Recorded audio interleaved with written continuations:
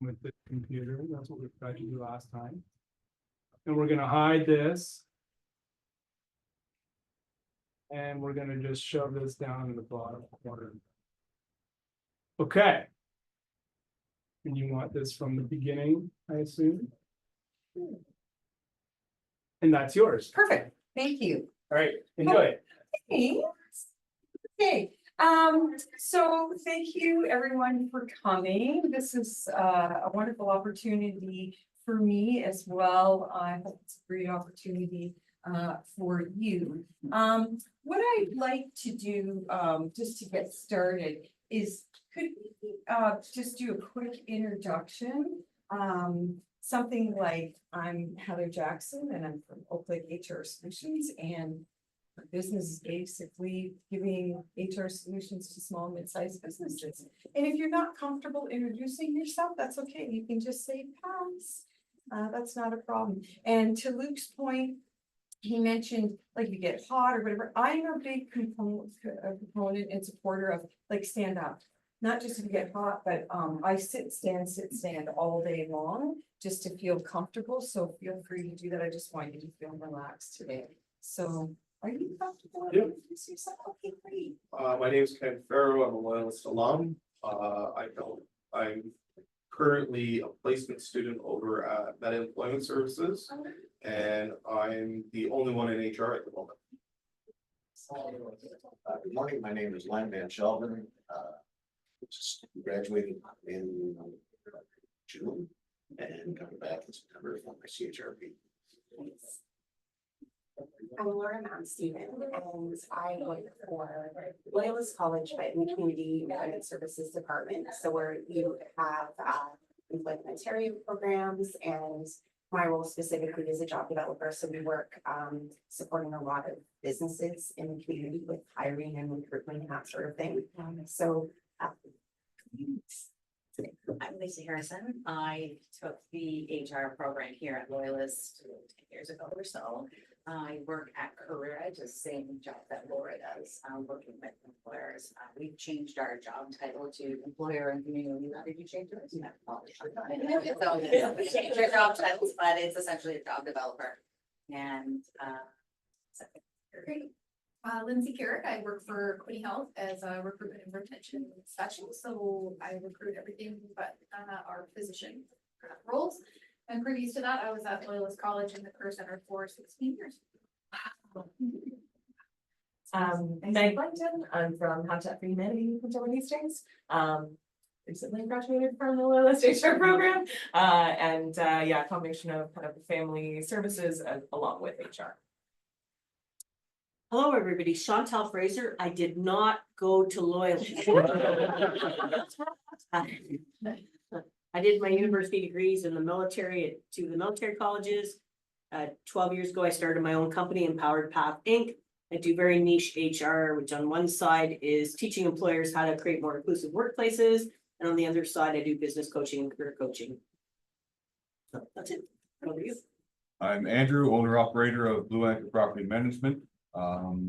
We're an asset management company looking to expand into the actual maintenance side of things as well. Awesome. Great. Okay. So it's good to get an understanding of who's in the room today. That's going to be helpful for me. So a little bit about Heather Jackson. I always think it's good to know why you think that you can speak about what you're speaking about. So I have 20+ years in HR. I'm originally from Belleville, moved to the GTA for 17 years. Worked in HR the entire time I was there, and then moved back here after some structural changes to my job. The organization I was working in, I decided to start my own business. I've worked with manufacturing, startup companies, national companies, international companies, and came from an entrepreneurial family. So when I thought about starting my own business, I really wanted to support small and mid-sized organizations, because I know it's difficult for them often to get HR support, right? to hire somebody that's permanently in their organization. So I really help organizations solve people problems, and there's a lot of people here that are in HR, so you know that usually when there's a problem in an organization, it's related to people. Either you don't have enough people, you don't have the right people, maybe you have too many people, you need to train people, you have people that don't really want to be there but are there, right? So, or implementing legislation. So it's the other thing that I do is I help organizations navigate legislation. And so we're gonna talk about that and talk about being compliant and why I think it's important for organizations to try and eliminate risk so that they don't have to rely so much on investigations and that type of. It's really good for my perspective too, if we're compliant, then people that are in HR can focus and business owners can focus more on what they would like to do rather than doing ESA claims. Right? So, are the people, I know I have some HR people in here, are you familiar with the Working with Workers Act? You're really familiar with it, okay, so hopefully you'll be able to garner something out of this from a different perspective. Are you familiar with the Working with Workers Act?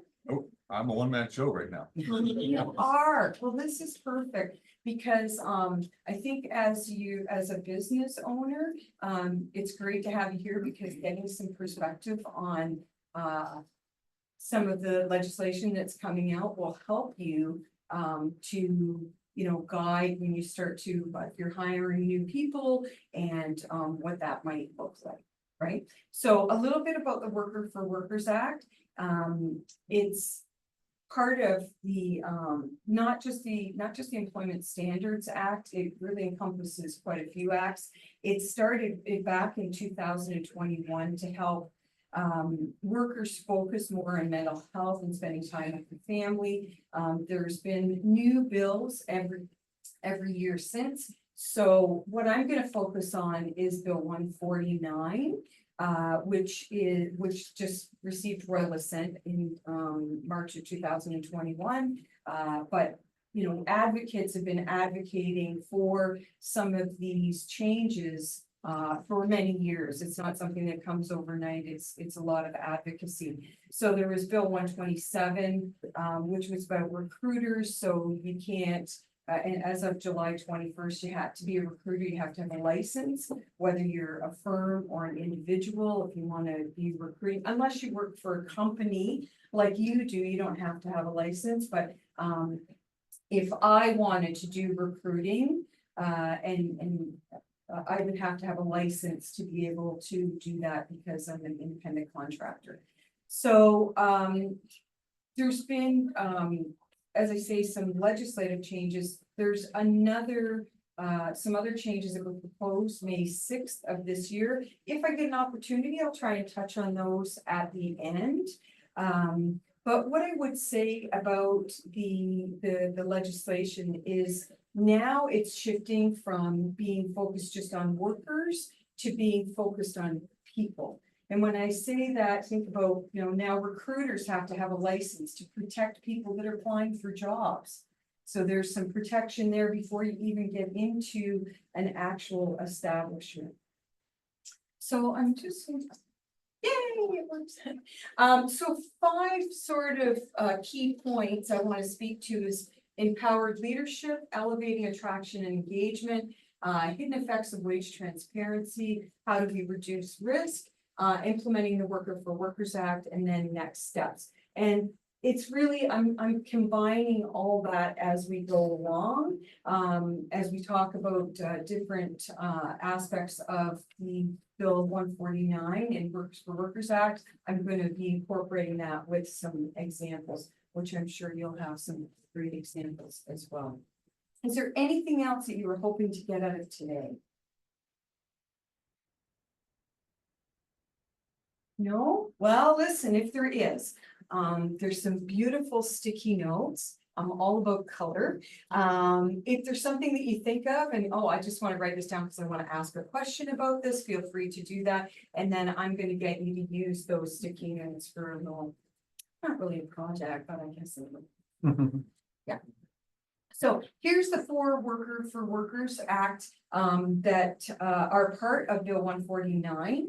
The Employment Standards Act, Workplace Safety and Insurance Act, Digital Platform Workers Act, Digital Platform Workers, for anybody who's not aware, that is people who are now in this e-commerce, so that are behind the computer. We're not having direct interaction necessarily with those people. But the government has, and for good reason, is starting to put some legislation to protect those people as well. Fair access to regulated professions and compulsory trades is another one that's part of this.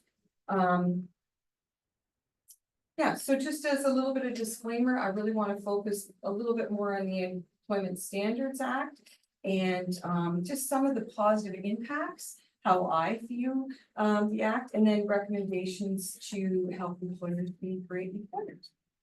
So I'm gonna just start with this, these amendments to these acts so that I can move on to the ESA piece of it. So the digital platform workers, the ability to regulate minimum wage, not maybe necessarily relevant to the people in this room. Interestingly, though, in some of the new legislation, they're changing how sexual harassment is being defined and can be enforced because people text naughtiness in these interactions that they're having with people from a digital platform. Those are real people on the other side that are being harassed. So a little bit about that. Fair access to regulated professionals and compulsory trades.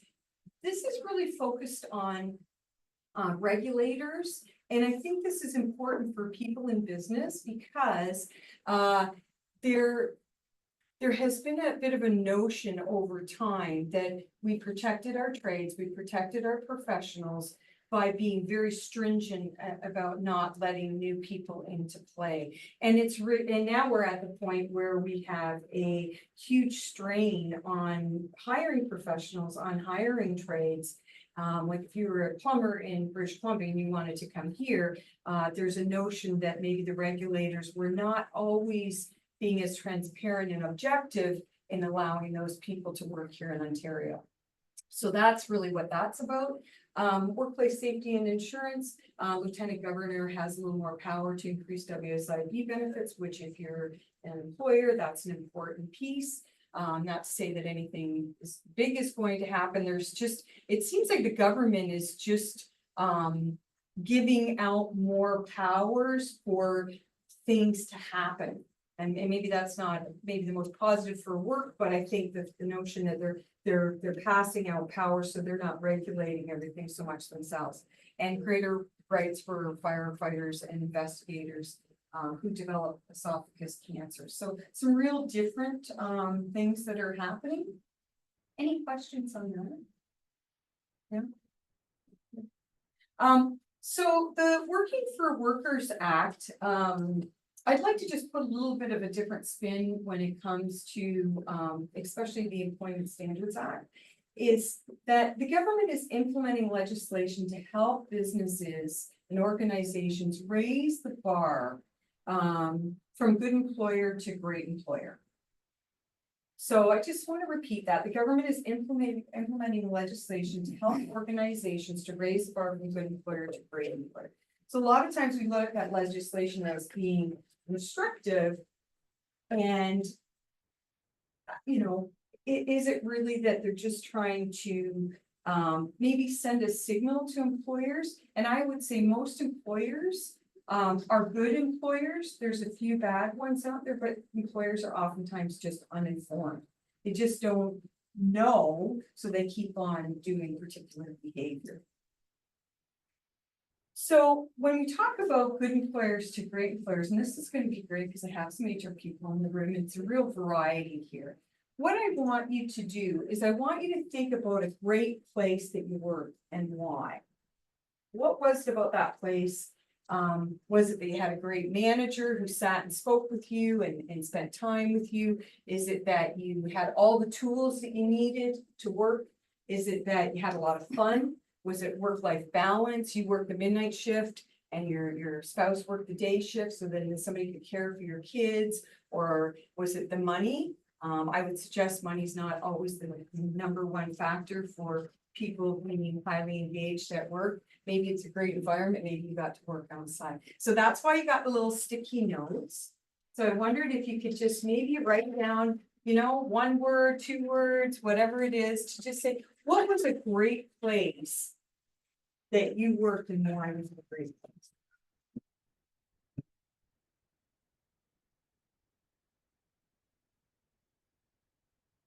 And I'd like to be able to share that if you can, and maybe even collect some of those notes at the end. That would be helpful for me.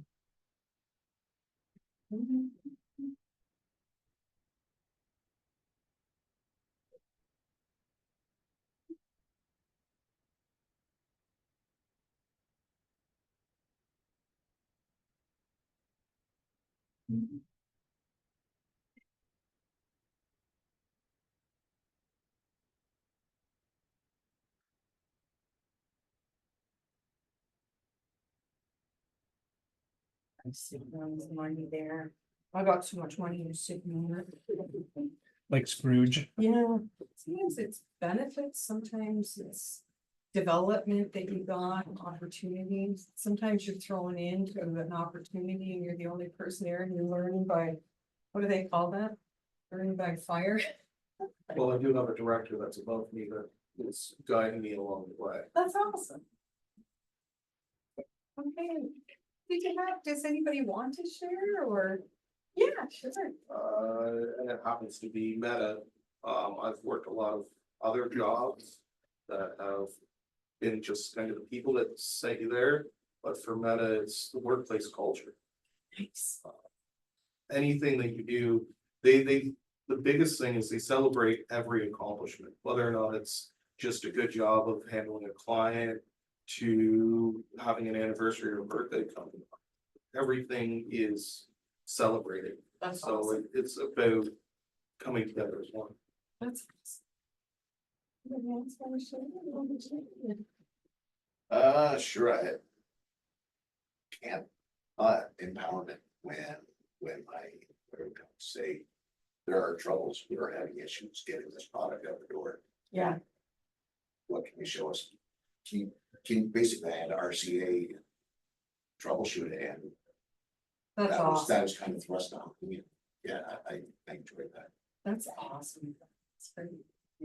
The first thing that came to my mind is being trusted to do my job and not being micromanaged, and my employer having confidence in what I can do.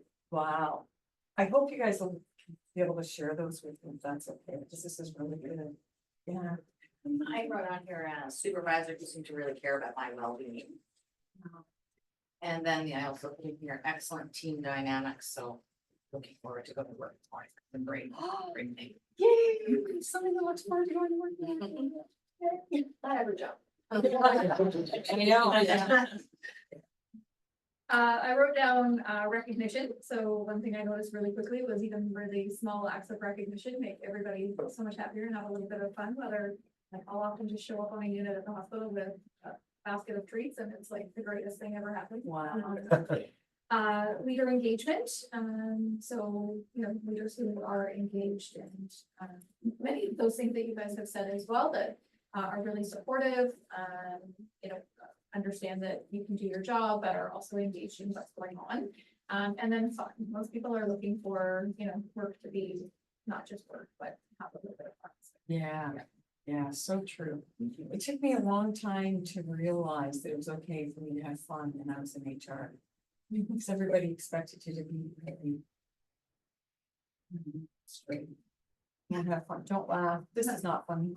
Yeah, that's one of the big misconceptions of having kind of joined an HR team is you see people walk down the HR hallway and it's like they think they're gonna get in trouble, and I always pop my head out, I'm like, we're fine, we're nice, like. Yeah. Yeah, love it.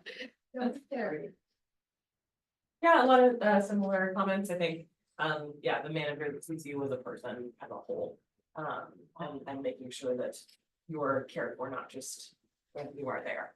And then work-life balance as well. Okay, that's great. I'm glad you mentioned that. Yeah. What about you, Sheila? To me, it's about the people, especially when you're in an environment where you support each other and everybody can play to their strengths. You get that opportunity to do that, that the Yeah. organization allows you to do that. Encourages, not allows. Oh, that's beautiful. Hmm. That's great. I've got a different perspective just because I don't have a boss or anything. Yeah. So I deal with tenants and landlords and both of them have a stigma out there for a reason. So I'm looking for a good team, like quality people, Yeah, because that stigma's out there. The people that I can surround myself with in the middle, I need people who are quality. Like good people, like, so, so a thought is just what makes a really great place to work has just been shared. Yeah. And this is a wonderful journey that you're on. And, you know, the good news is that, you know, Luke and I were just talking about what a supportive community this area is for small businesses. And how do you think about what you want your business to look like when it comes to people so that you can attract great people and retain great people. And they've just shared some Yep. stuff. And now you can think about places that you work, because there's a reason why you started your own business. A lot of times people start their own business because they don't want to work for somebody else who might have been, might not have been, but maybe before that, the time before that, or the time before that was a circumstance of, and you said, hey, I can do this better and I can create a great environment for people. So thank you very much for sharing. I really appreciate that. And some interesting comments for sure. So in terms of pay, pay was up there, but as I said, pay is not necessarily the driving factor for anybody to work for you. But ESA thinks pay is important too. So it is important, and so there's some of the legislation that has just come through is really supporting that. Not necessarily because employers are bad employers, but sometimes uninformed and doing things a little bit differently until let the government and people who advocate, because I hate to say the government, but advocates say, hey, you know what? If people are doing training or in a training period, they need to be paid.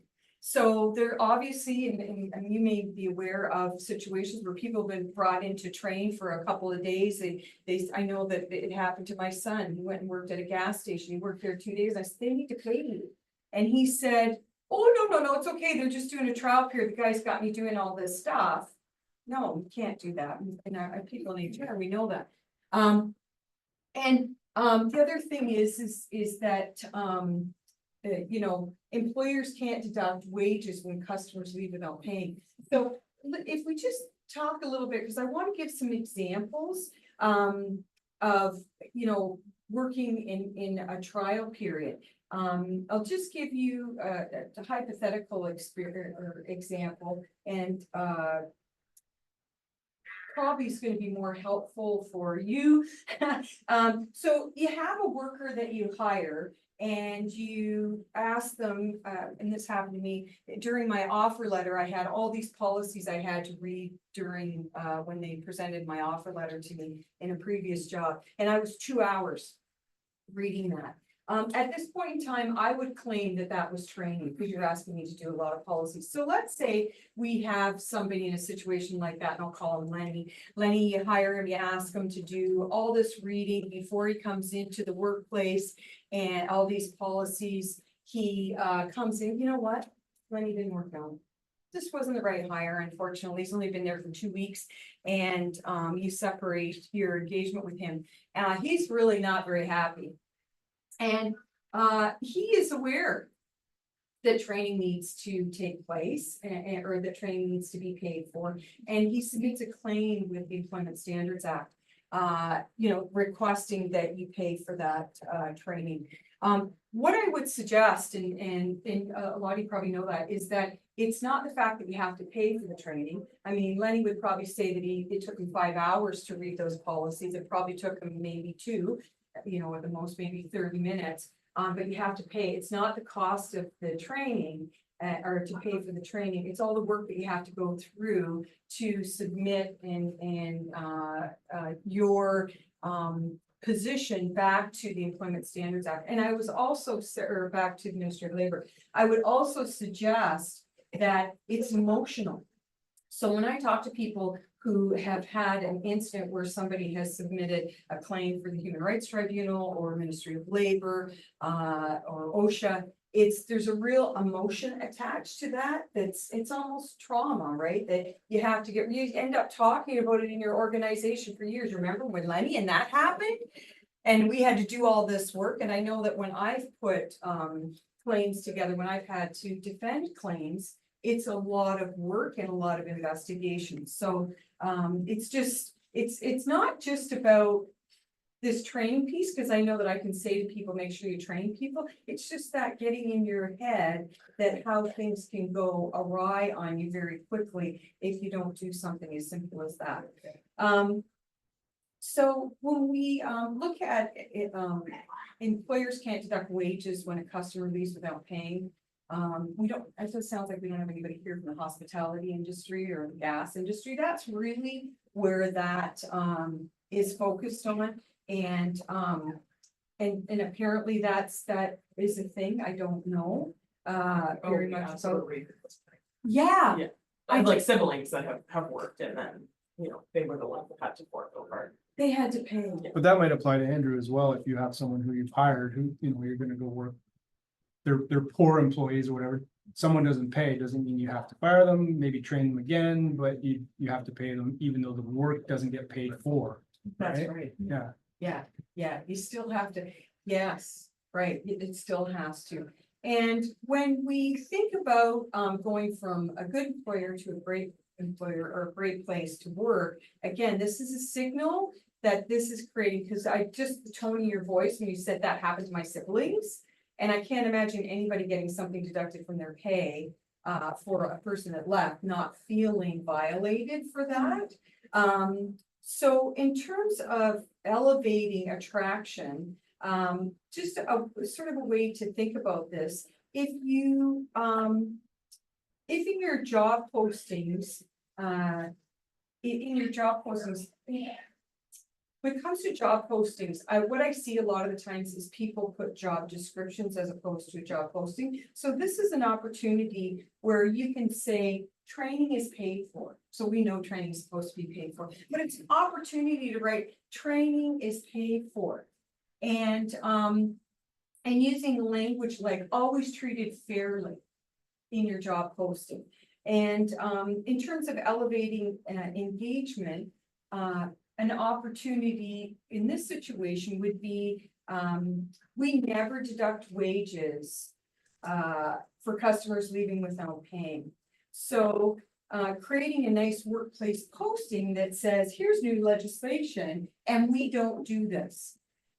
So it's kind of that reverse, it's kind of that reverse psychology. It's just letting people know that the government is putting, or there's legislation in place, but you've never done that in the past.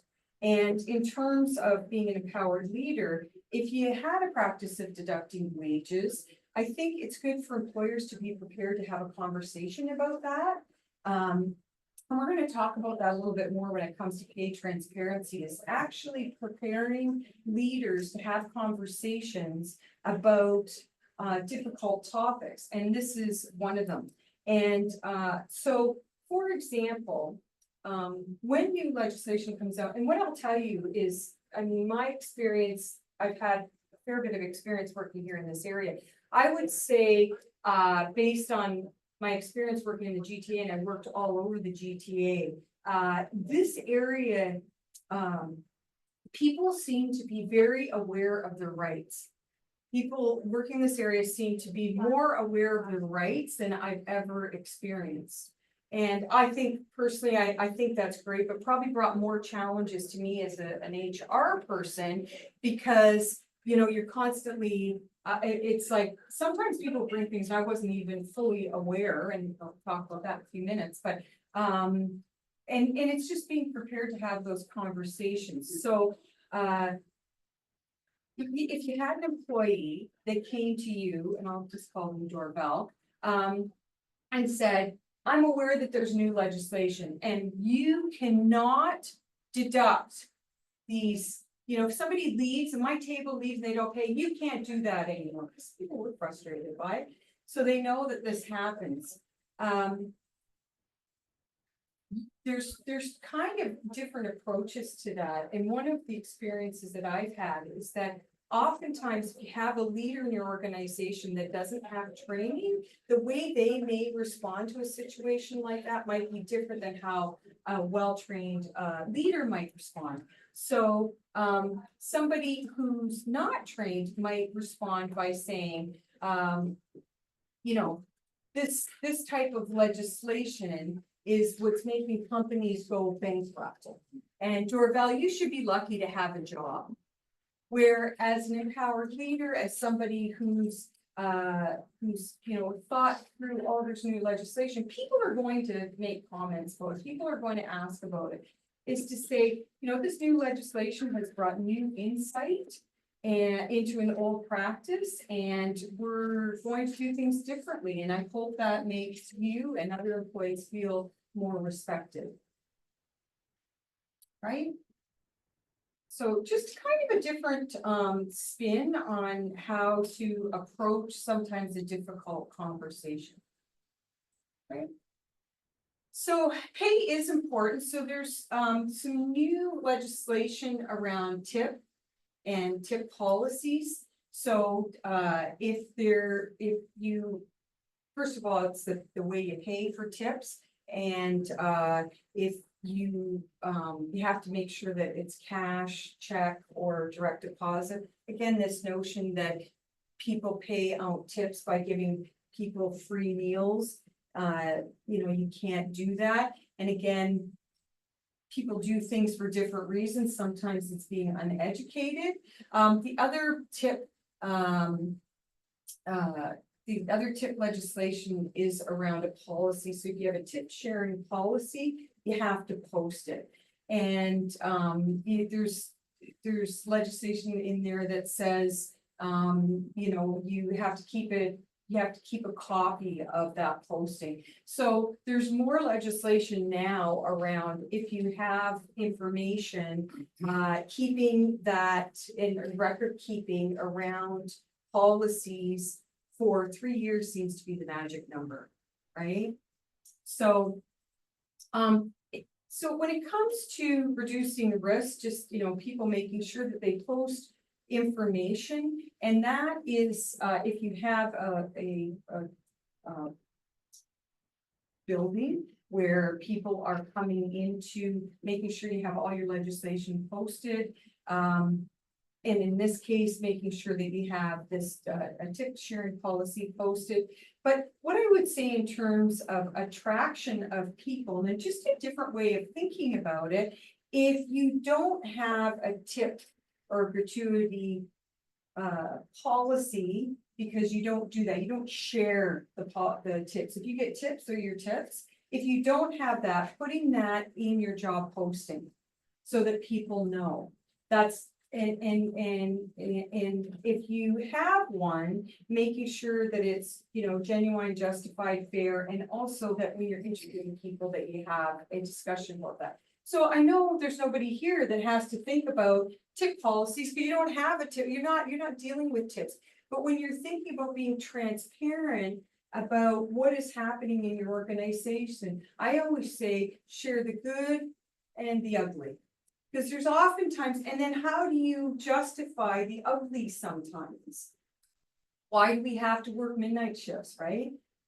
And here's why, and putting a good spin on that so people feel good. One of the things that's happening when you talk about having people come in and having these genuine conversations, people are showing up for interviews, accepting offers of employment, and never showing up for work. People are showing up for work for a week or 2 weeks, and then they're leaving.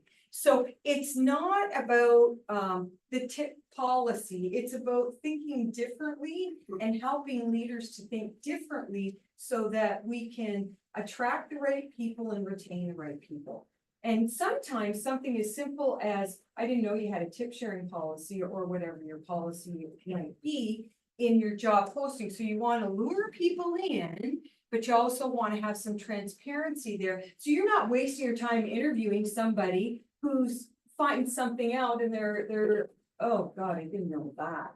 Definitely don't want to do that. I'm not working the night shift. Right? Because you weren't transparent about it.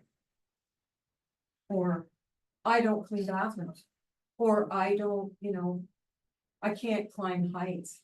You don't want to just put in, you gotta climb heights. You want to put all the beautiful things that you've incorporated into your business. And again, if you don't have a policy, posting that in your workplace, right? We don't have this. I just want to speak to a little bit. So I had a hypothetical person I called Dawn. And Dawn has worked in the industry for 25 years. I don't care what industry it is. We've all known a Dawn, female or male. And they've probably been promoted into their job where they have people reporting to them, but they don't have the people skills that they maybe need to deal sometimes with situations. And with the transparency that's coming out in legislation and the people understanding what their rights are and wanting to get feedback, it's important that we have a good training grounds for the Dawns of the world who see things differently because they've been around for a long time. And so as an example, in terms of risk to disengagement, if an employee asks about a policy and you have somebody like a Dawn who responds, if you worked half as hard as I did, you know and understand why tips are shared with management. So just go back and do your job. And I've actually had multiple experiences trying to retain employees who've had that kind of experience. And had to do coaching with managers to say, hey, let's try and be nice to people. Let's think of it in a way. So a lot of times it's giving the language to those people. And after time, trying to help the Dawns of the world see things a little bit differently. And that whole notion of people should be appreciative of the fact that they have a job is probably almost non-existent, right? So direct deposit, really, that's pretty simple. People need to have a direct deposit in their own name, and that really goes back to a lot of new people coming into or being recruited into Canada to work, and direct deposits were going into their employers, like other place, they're being deposited in other places. I don't think that's an issue for us. Vacation pay, here's one that I wasn't even aware of until somebody brought it to my attention about 10 years ago, that the Employment Standard Act prescribes that vacation pay is paid in a lump sum before you go on vacation. Do you guys know that? No, I didn't know it either until 10 years ago. And so you can make alternative arrangements with your staff to pay vacation in a different way. Typically, vacation is paid two ways. Vacation is paid percentage on your pay every week or 2 weeks or whatever, 4%, 6%, 8%, you're lucky. Or it is paid as if you continue to work, right? You can just you get paid every Thursday you get paid, and your vacation, you took 2 days vacation, you got paid for that, or however much you earned at the time. You can continue to do that. The paying in the percentage is valid, but if you wanted to continue as if the person was still working, the legislation actually says you're supposed to get it in writing.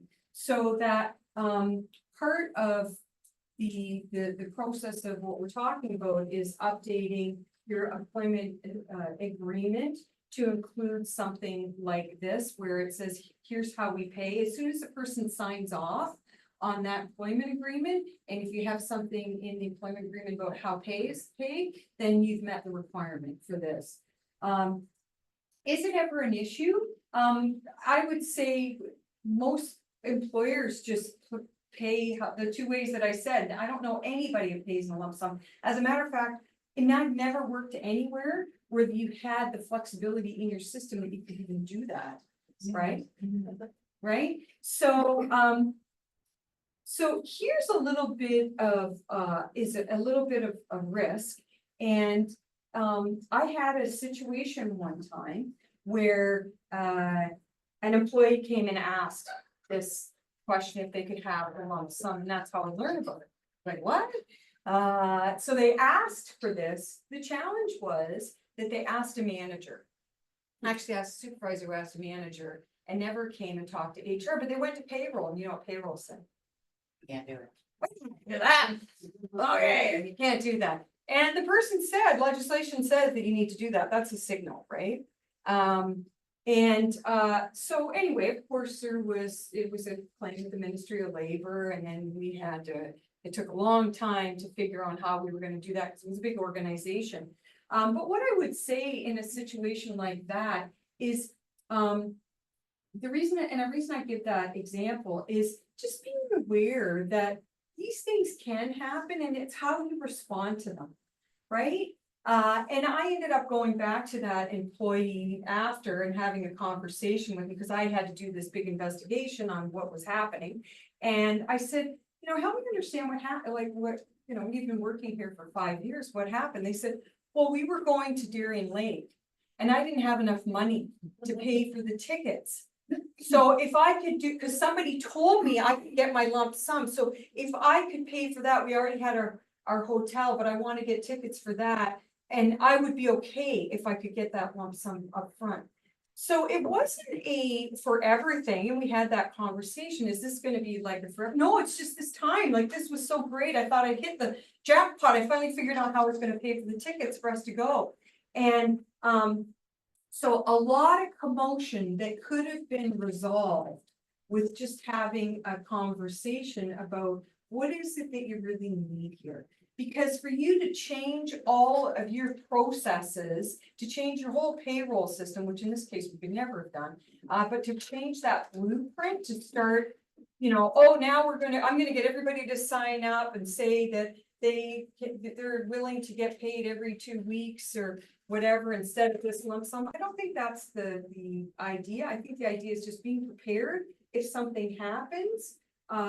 When people have a right, and as I said, people are becoming, with the internet, people are just much more knowledgeable, right? So just a little example. I have a question on that situation.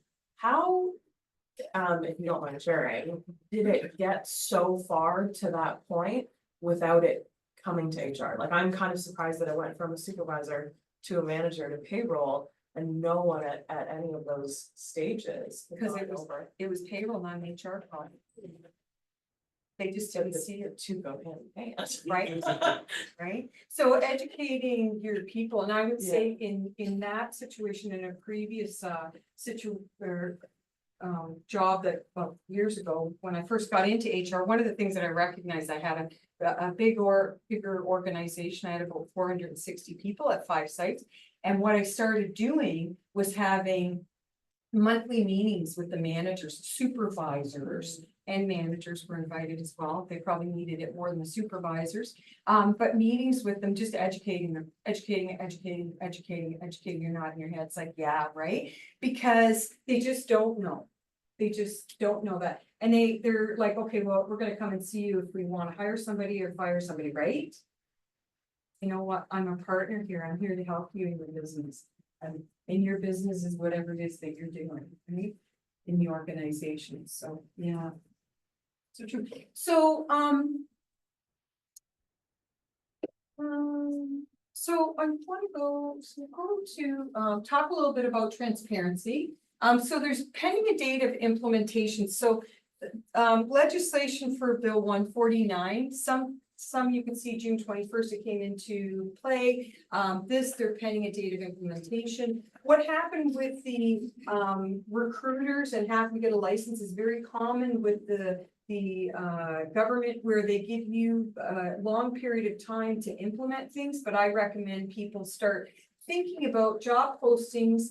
And in this, the first one, job postings and applicants, any applications can't include Canadian experience. So you can't ask for Canadian experience. I was having a conversation with a leader on this, and they said, but I somebody that has Canadian experience. I said, well, we need to be flexible in this, right?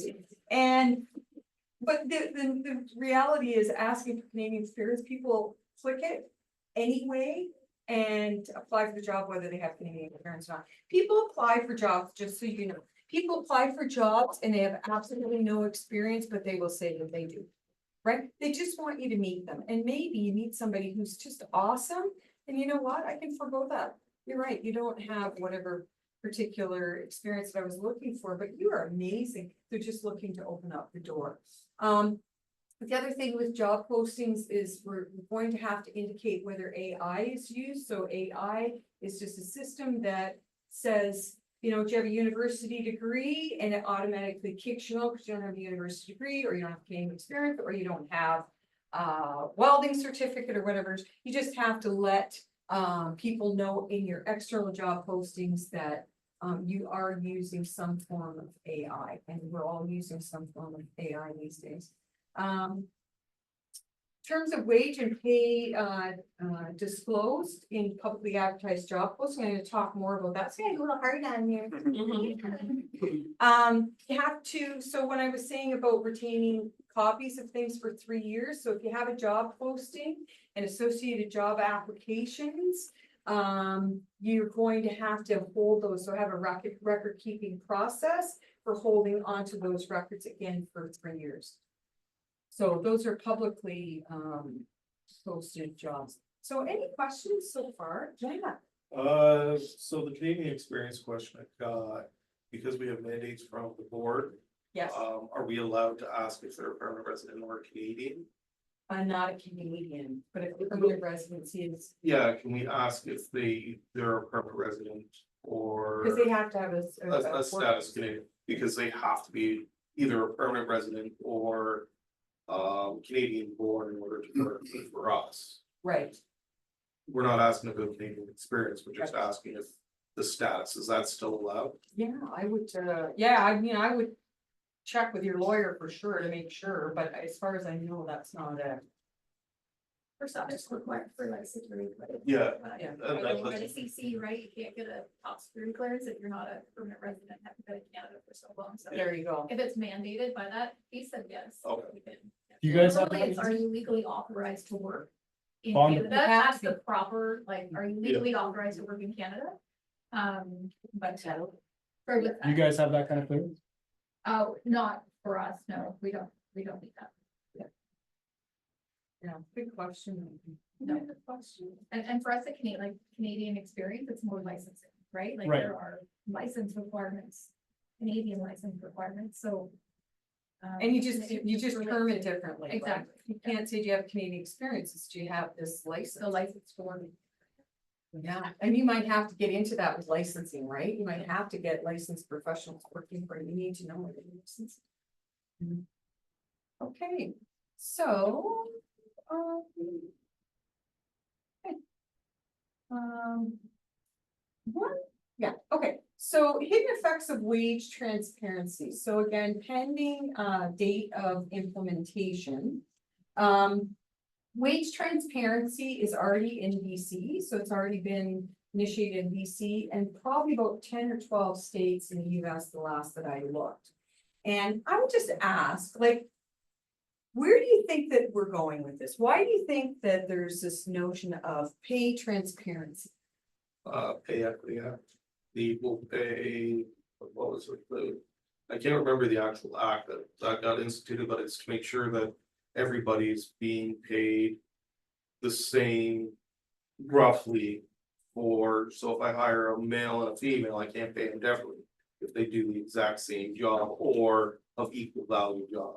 I have to make sure that they're paid That's right. of the value of the work that they put.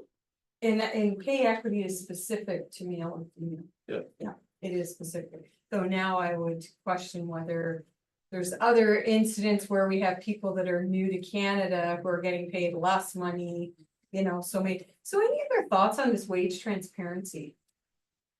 On why the government is moving to this, you have to post the wage or pay range in publicly advertised jobs, not internal. So if you're posting an internal job, you don't have to have it, but external you do. Cut down on applicants. I got people that are submitting resumes that are looking for $100,000 for a manager role. Yeah, And it's, if we would include that wage, I wouldn't receive their application because they'd see, well, the manager role is only 68,000, 100,000. and I would say that it's probably the reverse, so that people they're, so what we're seeing is not only protecting employees, but protecting applicants. So people applying for the job aren't wasting their time applying for a job, interviewing. I mean, it's gotten better, but I can't tell you how many times in my career, you know, talking to people about a job and they won't tell you what the range is for the position and you're going through the interview process. Yeah. I'm really glad to see this change is coming because I think that, again, for some of the employers that we're working with when we're helping them put together a job posting, when they haven't put it on, it hasn't been with ill intention. I'll sometimes hear, well, I kind of want to see who we get. That's right. But it's sort of like, it's saving, it's actually, I think it's good for everybody involved because Right. it also can inform the employer on expectations of the applicants too. So 100%. so no one's wasting their time.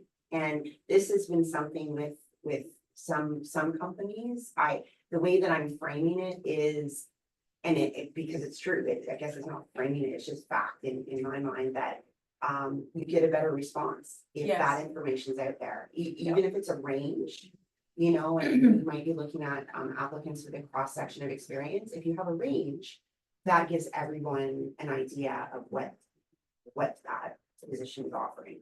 Right. Everyone likes certainty.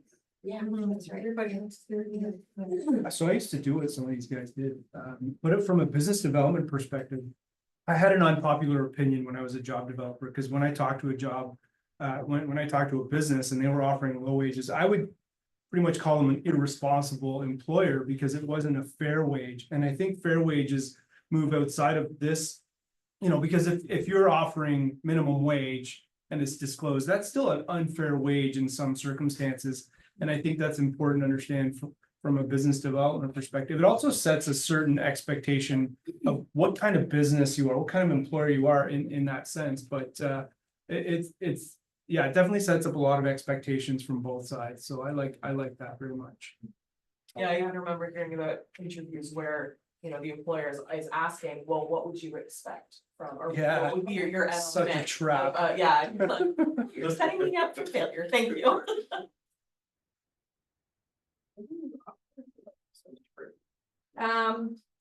Yeah. So.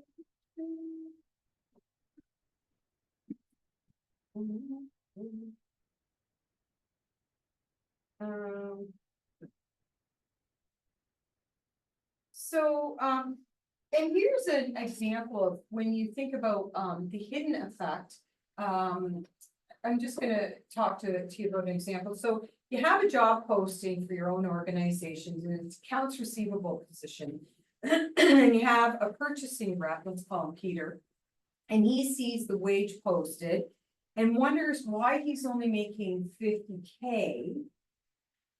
When he feels that he has a degree and that his job is of a higher standard than, or as a higher value to the organization than accounts receivable position.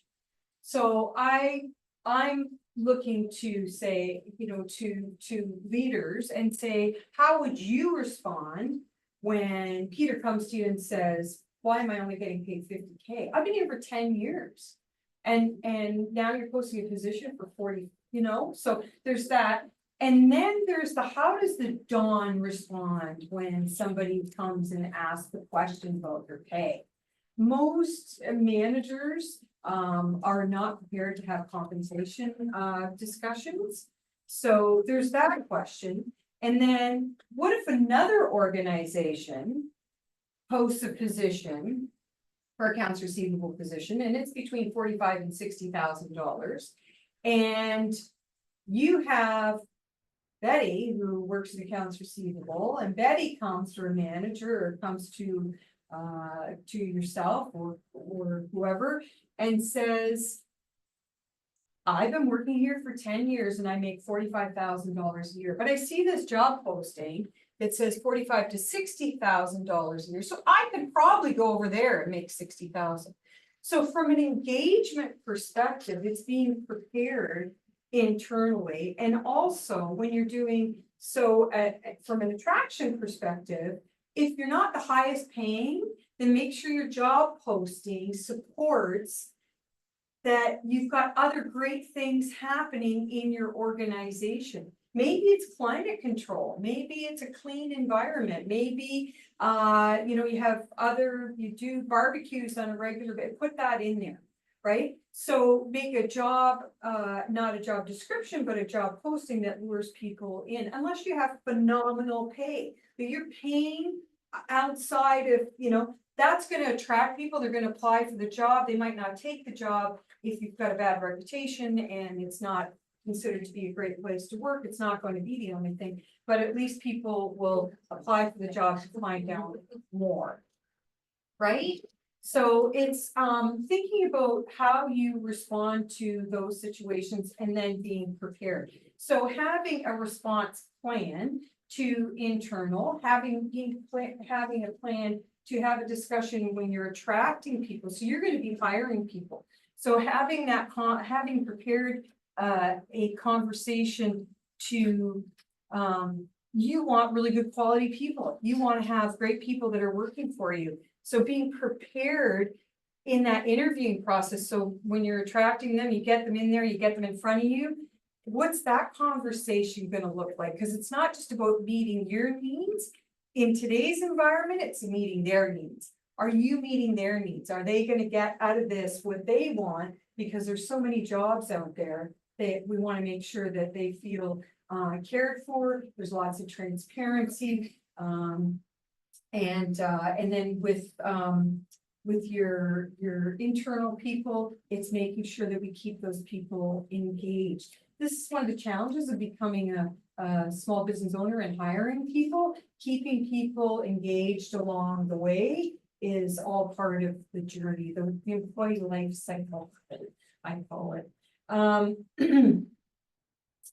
Okay, so in terms of a communication plan, so having a response plan to people who come forth, and then having a communication plan.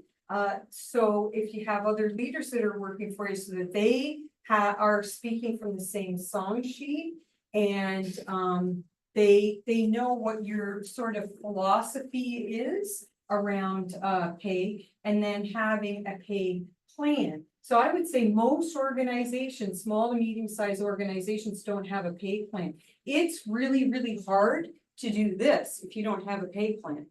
Like, because you can just ad hoc, okay, we're posting accounts receivable today.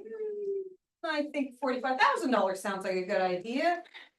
Isn't that what we paid the last gal? She was getting, well, she started out at 30, but she worked for 10 years. So having something in place, I would say most small, medium-sized organizations probably don't have a structure, and it doesn't have to be really difficult. It just has to be you have to be thoughtful about that. So that you can be prepared. And again, this is pending a date for an implementation, but these are the kinds of things that if they all of a sudden implement this in November and you go to post a job in December and you have to do this. So it's taking some time now to just think a little bit about that and how you might respond to it.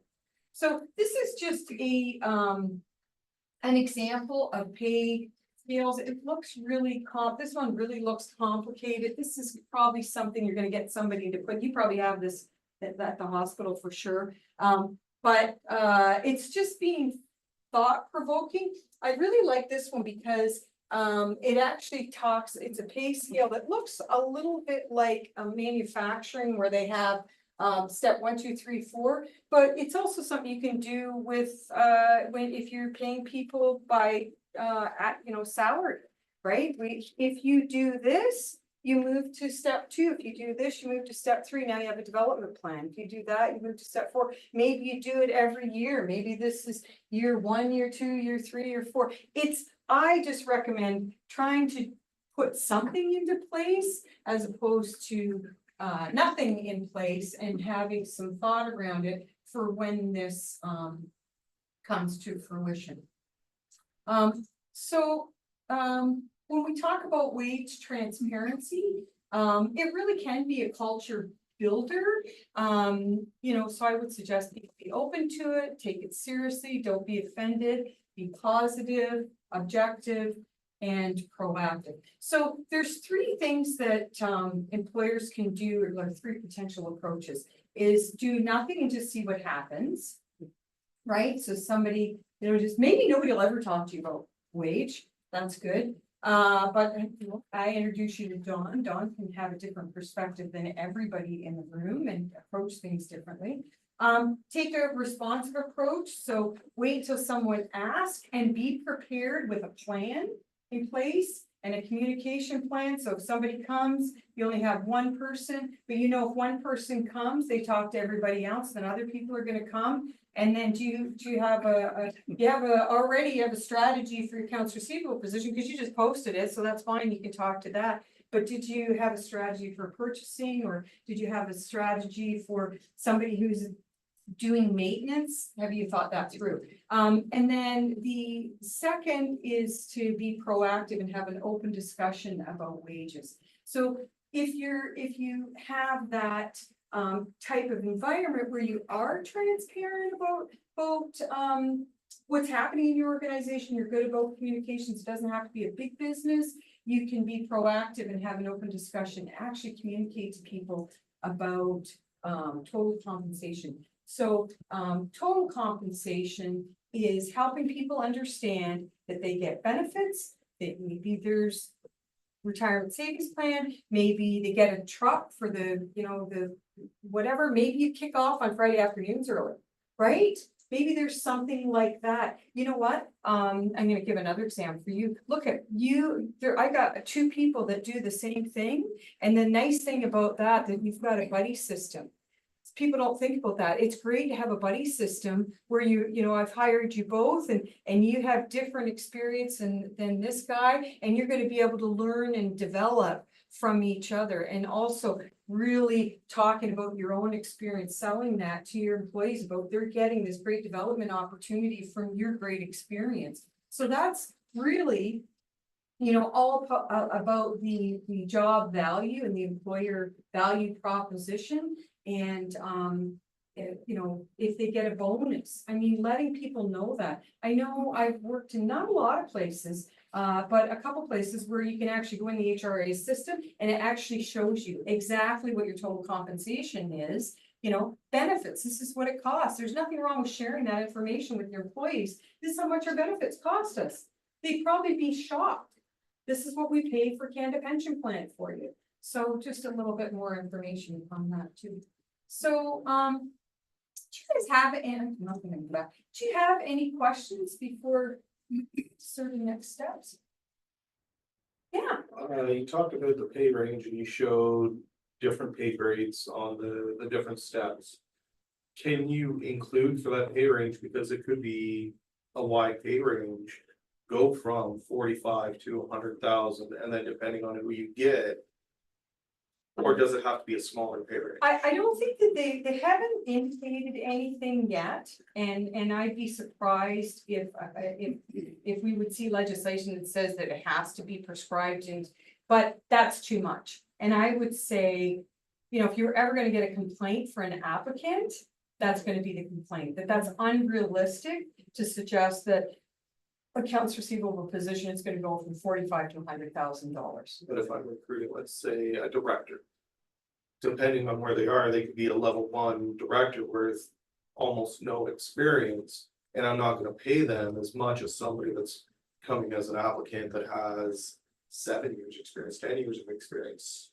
So that's where I'm coming from. Yeah. What type of pay range would be proper, or is it depending on kind of the position that you're hired?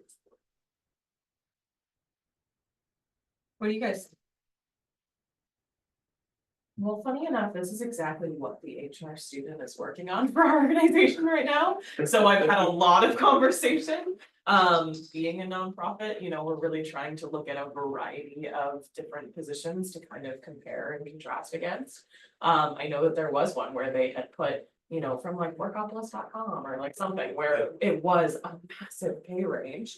And I think, you know, there's a difference between being transparent on what you're looking for and when it comes to you had said, right, someone who's like brand new, maybe ready to step into that role but doesn't have actual experience, or someone that's been doing that for so long, probably depending on your organization's needs, you do have a little bit more like flexibility, or there's a little bit more, you know, from the actual organization to say, well, right now, we can absolutely take this, you know, newer level, so I'm gonna make a smaller pay range that's towards that. Or I definitely need some experience to kind of get this team in flow, so I'm gonna set it at this other, and I'm also going to then make sure that that experience is highlighted in the posting. So gear the application to the experience that I want, don't try and cast a wide net Yeah. to collect as many applicants. Right. Just kind of narrow it down to. I think with a range that wide, I think it would actually be a bit counterproductive to putting the range on it in a way, because then you're back at square one to go, I'm getting a ton of applicants, it would still kind of blur the lines and be a little bit unclear of what you're actually really wanting in that position. That's just my opinion. I agree. Yeah. And I think that would be something that would generate some caution. I'm gonna give you a really interesting example. I think I have a minute to share this with you. So there was a human rights case that I became aware of where a person applied for a job and never was hired, but put a claim in for discrimination. So this really goes to tracking tracking your information, keeping records, because it was over a year. The person applied for the same job a couple of times, got lost in the cracks, but had a disability. So claimed that they had a disability and that's why they weren't hired for the position. And it was in regards to, like I said, fall through the cracks, apply for the job, different people working on the same job, these things happen. The thing about that was, first of all, you had to keep all your information. The other thing, who would ever have thought that somebody would not win, but get compensation from a human rights claim when they never worked for the company? Right? So the person, what happens with a human rights claim is that you go to mediation, and the mediator will say, so this person has absolutely, they lose nothing by going to trial. They go by themselves, they show up mediation by themselves, they don't have to have a lawyer. You know, if you're in HR, and in this case, the HR person had a lawyer, and you know, that costs money. All the time to do the investigation took hours and hours and hours of investigation time. And then you get there and they say, well, why don't you just shoot him $15,000? Make them go away. They will get something every time because they have no reason to walk away empty-handed, because going to trial costs them nothing. They go to trial, they just show up. They don't have to have a lawyer. You have to have probably several lawyers, and it's going to be very, very expensive. So you're going to say, am I going to spend $60,000 or 15? So you're probably going to pay the 15 for somebody who never showed up because you didn't do good record keeping, you didn't follow a process. And this is what I worry about in this situation where legislation is saying you need to put a pay grade in there. So what are they really looking for? what's really happening here, and it's being fair to those applicants. Fairness to applicants back to the recruiters. Recruiters are treating employer or applicants very nicely. There's some shady stuff happening. There has been some shady stuff, not all, there's a very few of them. So they're putting legislation in to protect those people, so they're not even employees yet. So that's why we have to be a little bit careful. That's why I say putting something into place. So in terms of next steps, my recommendation is to review and update process and policies to be compliant. And just so you know, I do have a couple takeaways, so if you leave your emails, I will send it to you. Just in terms of, implementing the Worker for Workers Act, just a couple little checkoffs there to ensure that you mitigate risk.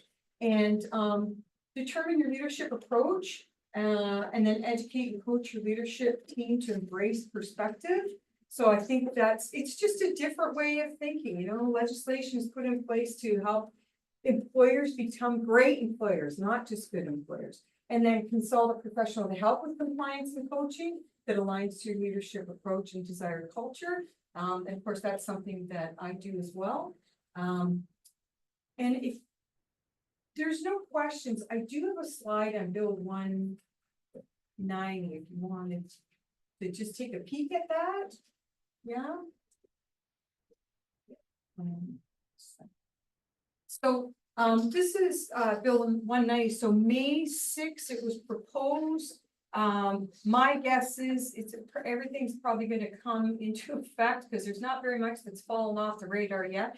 So in job postings, for job postings, you're going to have to actually indicate whether it's a genuine vacancy, right? Protecting the applicants again, like is it one because there's some out there and it's like there's not even a job there, it's running all the time, and it's not, and respond to the interviewees. I how many times you applied for a job and you go to an interview and you never hear anything. I mean, I've been interviewed by CEOs and never got a response. Hello, is anybody? And I'm not expecting the CEO to respond to me, but I'm expecting somebody to respond to me. On the flip side of that, I remember when I worked at Parmalat, when I started there, the job, they used recruitment agencies and then they hired me and they wanted me to put that all together. I had 99 requisitions a year. Now, some of them were hired internally, but over a 3-year period, I counted 99 every year. I don't know why. But it was a lot. Did I miss people on that? Absolutely. So getting a good process in place to track and keep on touch of this. And it seems like when I think about it, who's ever, okay, so I interviewed somebody, not a big deal. What's going to happen? Well, if this goes through and you interview somebody and you don't ever get back to them, you're a small business owner, right? You're busy, whatever, and you don't, and then you get an employment, a Ministry of Labor claim against you. Oh, what a pain, right? It's just such a pain. And as I said, I had another situation where a person came in for their first day. They were there for an hour. Another human rights claim came in, were there for an hour, and the person left because they were asked to introduce themselves and they weren't comfortable and they felt that it violated their disability with anxiety. And they, in the end of the day, walked away with a very large chunk of money. Because we ended up going to mediation, and in mediation, the mediator looked me right here in the eyes and said, you got a lot more to lose than they do. Right? So you just never know. And it's not, I'm not trying to scare you. I'm just trying to educate. That's, it's have a process in place, right? So unfortunately, fortunately, minimum wage is going to go up. Redefining the definition of sexual harassment, against virtual abuse, which is probably good. Restricted from requesting sick notes from qualified health practitioners is really going to impact HR, because we've relied on that, but it's because the healthcare practitioners are so overwhelmed. We can't get them. Yeah, you can't get them to do it. And then this is going back to being a good employer. Let's have those conversations. What's happening? what is going on here? How can we support you? When I was in one of my jobs, a big part of my job was establishing a wellness plan to take care of people. There was, a lot of people suffering from mental health issues, and we ended up getting a lot of people back to work. We were accommodating, we were doing all kinds of wonderful things to help people, but it was only because when I went in, we had 75 people that were on an accommodation. When we got all through, we had 30, that was manageable. Wow. We were just, able to do things to get people off the accommodation thing process and yeah, but and because we couldn't get any kind of information from doctors, we had to sort of take it on ourselves, yeah. Now, will that be, when we say restricted, will there obviously be like a little bit of flexibility in there? There's we'll see more about that.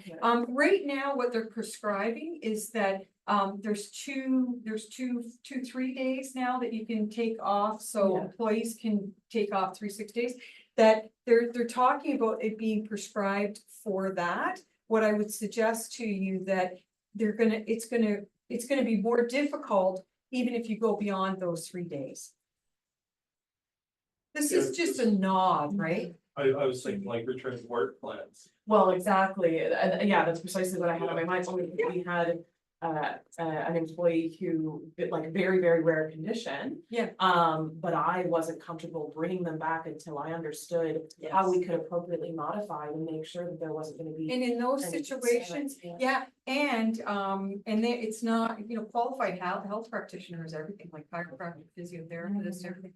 And in that situation, I think it would be valid because it'd be a risk, Yeah. you're mitigating risk, right? But I'm just sharing this with you, because, hey, just be be aware that there's gonna be some changes and violations to the Employment Standard Act is they're 1,000 to 5,000, right? So there's gonna be fines or increase and individual fines 50 to 100K, so they're getting really serious. Right? That's a lot of money that you have to. Yeah. So, any questions? I guess the one thing I know. I'm just gonna stop the recording for questions. Yeah. The one thing that I would like to, I'm gonna ask, see if you have any questions. The other thing is, are you folks okay if I send you a little, questionnaire? One of the things I'm really enjoyed doing this and I'm really interested in the feedback if this was helpful.